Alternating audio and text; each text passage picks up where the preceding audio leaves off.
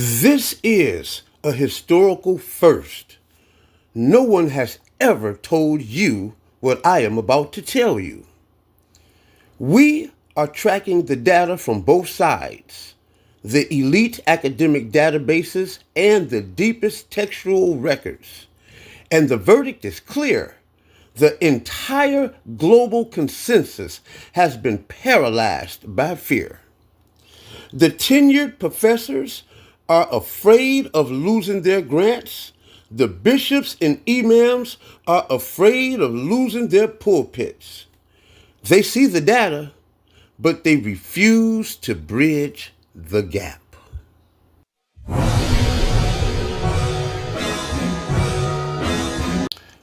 But the monopoly ends today. My name is Yasha Ben-Yishrael, and I'm standing in a lane that has never been walked in the history of human scholarship and academia. I am pulling absolute intellectual rank on the consensus. We are not giving this information for free, and we're not playing academic games. If this establishment cannot give us anything else, they're going to acknowledge the knowledge. Because for the first time in human history, we are colliding the raw facts of population genetics with the absolute purest concept of the text to expose the source code of humanity. Now let's look at the blueprint. Growing up in the African American community, there's an oral tradition, a folklore that has been echoed for generations, that the black man was founder of civilization and the original creator of mankind as we know it today. Before the internet, the mainstream media and scientific journals were forced to put the data flatly on their covers. They called it the out of Africa theory. The secular world had to confess the reality.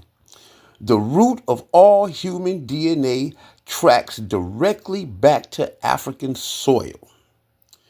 But academia used that framework to dilute specificity, turning it into an amorphous evolutionary melting pot to make it comfortable for Western audience. They've said that everyone is African if they go back far enough, so identity doesn't really matter. We're here to correct the record using their own data. We aren't talking about vague evolutionary soup. We're looking at the specific documentable genetic bottleneck.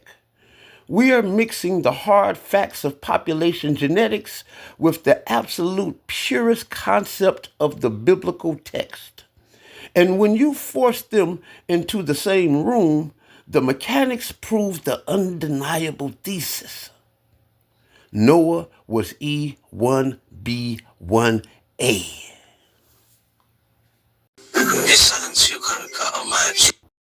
Let's look at the raw mechanics.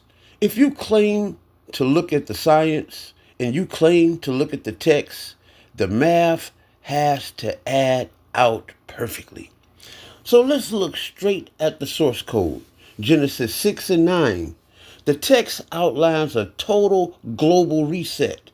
The entire human population is wiped out, filtering down to a single patriarchal bottleneck, one man, Noah. Step 1. Noah passes his Y-chromosome, the exact genetic source code tracked by the modern geneticists through the Y-STR and SMP markers, directly down to his 3 sons, Shem, Ham, and Japheth. Because they shared the same biological father, they must share the same root haplogroup. Step 2. The sons split geographically. The sons had split geographically. Traditional Western theologians try to claim that one son magically became European, one son magically became Middle Eastern, and one son magically became African, switching root haplogroup overnight. This is a biological impossibility.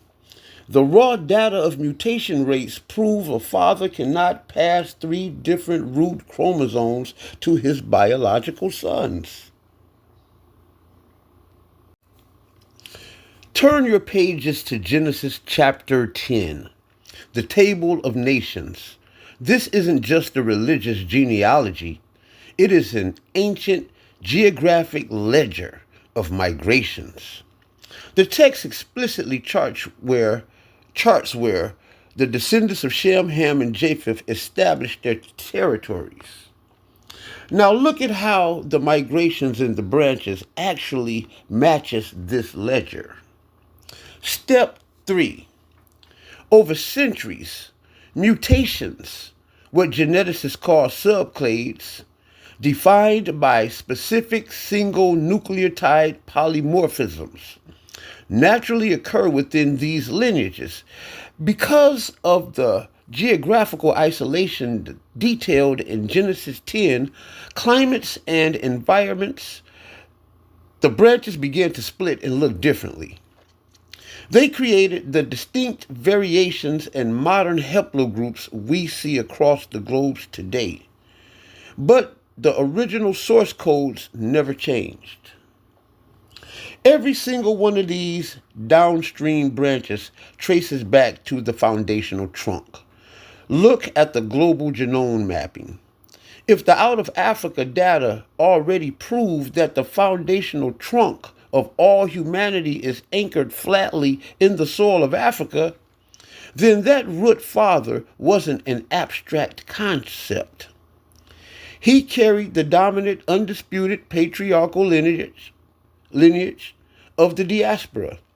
The branches mutated as they scattered across the regions of Genesis 10.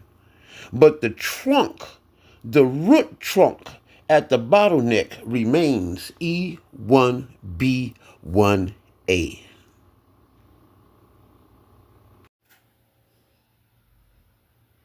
The institutional gatekeepers have spent centuries keeping true knowledge trapped inside an intellectual bottleneck.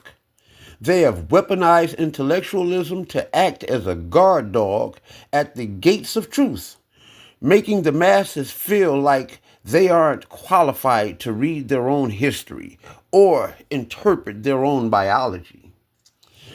I am not here to tell you that the scientists are lying, or that the preacher is lying, or that the scholar has nothing valuable to say. This isn't about name calling.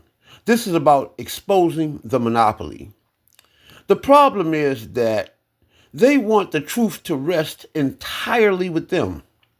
They want you to believe that without their credentials, their pulpits, or their institutional permission slips, that you cannot know who you are, especially in relationship to the ancient world. But there is no monopoly on the truth. It doesn't need a permission slip from an institution to exist. I am a scientist. I am a theologian, and I am a scholar. I am also here to pull intellectual rank and use their own data to expose their narrative and allow the masses to freely absorb truth for themselves. The math is simple.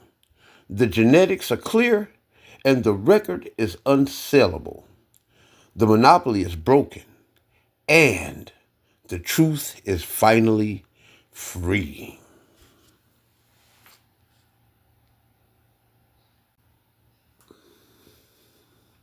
This is Yasha Ben-Yishrael.